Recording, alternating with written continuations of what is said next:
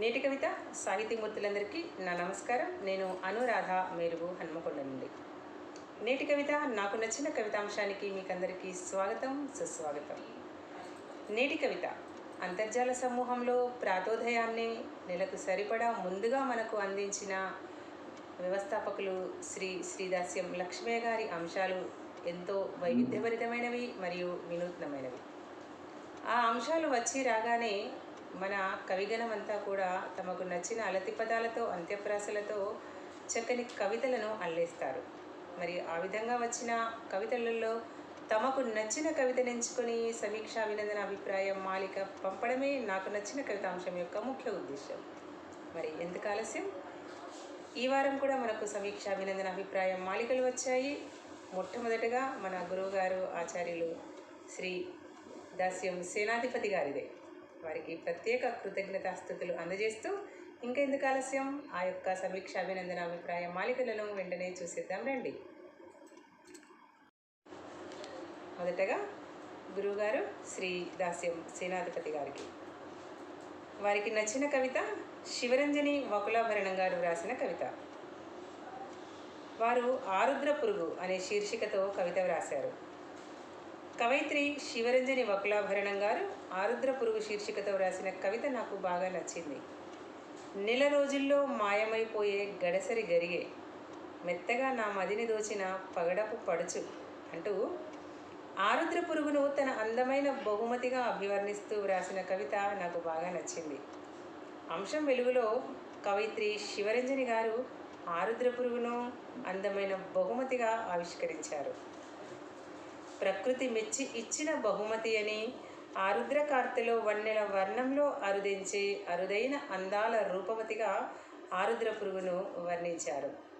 అతివల మనసు దోచి పెదాలపై నెలవంకలు పూయించే ఎరుపు గుమ్మగా, పసిపిల్లల దోసిట్లో మెరిసిపోయే మక్మల్ బొమ్మగా ఆవిష్కరించిన తీరు బాగుంది.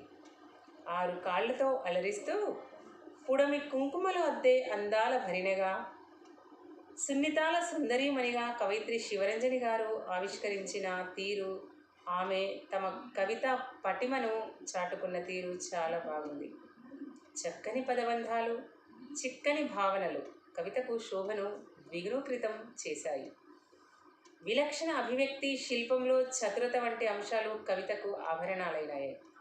కవయిత్రి శివరంజని వకులాభరణం గారికి, నిర్వాహకురాలు సినారే వాగ్భూషణ పురస్కార గ్రహీత మేలుగు అనురాధ గారికి అభినందనలు అంటూ ఆమె యొక్క చక్కని భావుకత ప్రదర్శించిన సమీక్షాభినందన అభిప్రాయం మాలికను మనకు ఆచార్యులు గురువులు శ్రీదాస్యం సేనాధిపతి గారు అందించారు. మీకు సదా కృతజ్ఞతాస్థుతులు దాస్యం సేనాధిపతి గారు. అలాగే శివరంజని వకులాభరణం గారు చాలా చక్కని కవితలు వ్రాస్తారు. ఎంతో చక్కగా ఆరుద్ర పురుగుని ఇంత చక్కగా కూడా వర్ణించవచ్చా అన్నట్టు ఆ పదబంధాలు గురువుగారు అన్నట్టు చాలా అందంగా ఉన్నాయి. అందరినీ కూడా మీ కవిత ఇట్టే ఆకర్షించిందని అనుకుంటున్నాను. శివరంజని వకులాభరణం గారు, మీకు మరోసారి శుభాకాంక్షలు, అభినందనలు.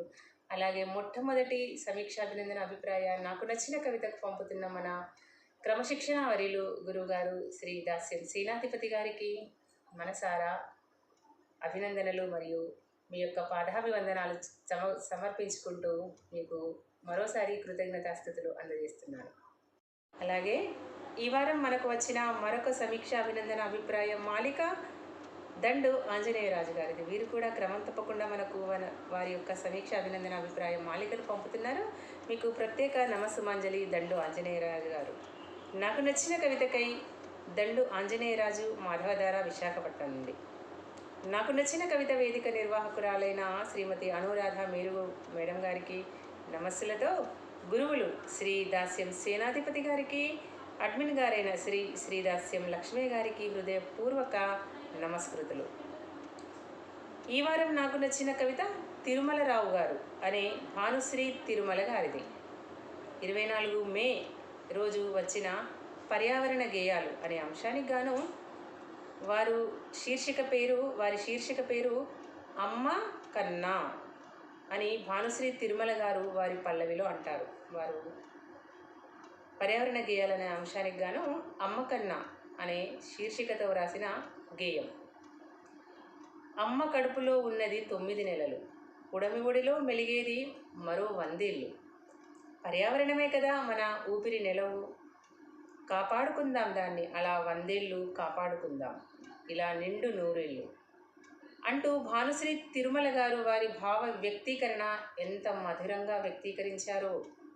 వారు చరణంలో అంటారు, గలగల పారే నదీ నదాలు సరస్సులు ఇలా నిలువునా పారేటి అమృత చరులు, జలజలరాలి సుమేరు జలపాతాలు, భువి విలువను పెంచేటి కర్ణధారలు.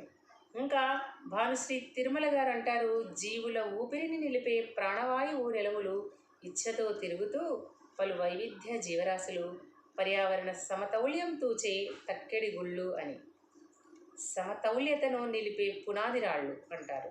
చివరిగా భానుశ్రీ తిరుమల గారు, ఆకాశం హద్దుగా ఎదిగి ఒదిగిన పర్వత శిఖరాలు, జీవ వైవిధ్యం మరి నీటి వనరుల కవిసత్వాకారాలు, వికాస విహారాలకు నెలవై కొలువైన పచ్చపచ్చని తరులవి భువి గీతను నిర్ణయించే భగవద్గీతలు, మరియు దేవదూతలవి భూమిపై నిద్రిస్తున్న ఐరావత సమూహాలంటూ పర్యావరణాన్ని ఎంతో అందంగా వారి సహజ శైలిలో భానుశ్రీ తిరుమల గారు అందించడం జరిగింది.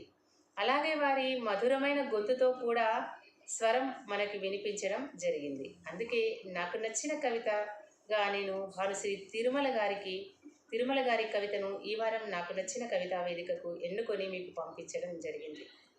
భానుశ్రీ తిరుమల గారికి హృదయపూర్వక అభినందనలు. నాకు నచ్చిన కవిత వేదిక నిర్వాహకురాలైన శ్రీమతి అనురాధ మేరుగు మేడం గారికి హృదయపూర్వక నమస్కృతులతో ఇట్లు దండు ఆంజనేయరాజు గారు, మాధవధార, విశాఖపట్నం నుంచి మనకు అతి చక్కని ఒక మంచి భావుకతతో, అంటే పర్యావరణ సమతుల్యతను పాటించండి అంటూ అదే మనకి నిండు నూరేళ్ళు మనల్ని కాపాడుతుందన్న ఒక చక్కని గేయాన్ని భానుశ్రీ గారు రచించారు. వారికి శుభాభినందనలు, అలాగే శుభాకాంక్షలు. అంతే చక్కని సమీక్షాభినందన దండు ఆంజనేయరాజు గారికి ముఖ్యంగా మీకు కూడా సదా కృతజ్ఞతాస్థుతులు. వారి యొక్క గేయం కూడా నాకు పంపించారు, చాలా చక్కగా పాడారు భానుశ్రీ తిరుమల గారు, మీకు శుభాభినందనలు. మరి ఇవి ఈ వారం నాకు నచ్చిన కవితాంశం యొక్క సమీక్ష అభినందన అభిప్రాయం మాలికలు. యూట్యూబ్ లింక్ రాగానే సబ్స్క్రైబ్ చేయని వారు సబ్స్క్రైబ్ చేయండి. అలాగే మీ యొక్క కామెంట్లని, సలహాలను, సూచనలను అందరూ కవిగణం అంతా కూడా మీరు సమూహంలో మరియు యూట్యూబ్ లింక్ కామెంట్ సెక్షన్లో మీ యొక్క అభినందనలు తెలపగలరని మనసారా కోరుతూ మరొకసారి విన్నవించుకుంటూ, మీ యొక్క 5 నుంచి 10 పంక్తుల సమీక్షాభినందన కూడా నాకు నచ్చిన కవితాంశానికి పంపగలరని మరోసారి మనవి చేస్తూ వచ్చే వారం మళ్ళీ కలుద్దాం. అంతవరకు సెలవు. నమస్కారం.